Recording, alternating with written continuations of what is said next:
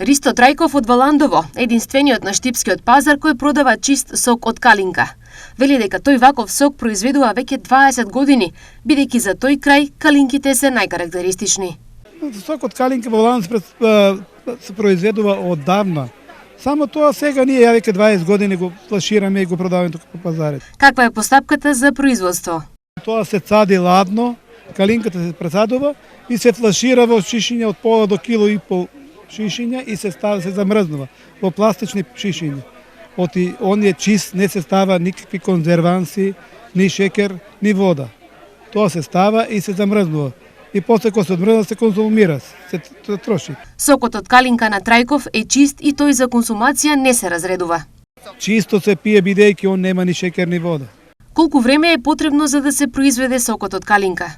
Тоа ти треба колку? Пола сат. Оти кога е зрела калинката, имаме преса, со преса ја цадиме, после се флашира. И толку е, после се замрзнува. За производството на сокот, Трајков има своји калинки, но некогаш и докупува. Имаме и своји и купуваме. За да имаш големо производство треба, а тука сум ја стално на штипскиот пазар секоја година. Мислам во таа сезона калинката кога е мислам се пласира на пазарот. По која цена се продава сокот? 150 динара пола кило. Чист сок. Ристо веќе има и муштерии кои редовно нарачуваат.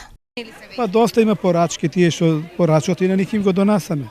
Сепак, според Трајков, производството на сок од калинка на ваков начин воопшто не е исплатливо. Не, али мора. Таа калинка што останува, ако не ја направиш вака, ќе се расипе.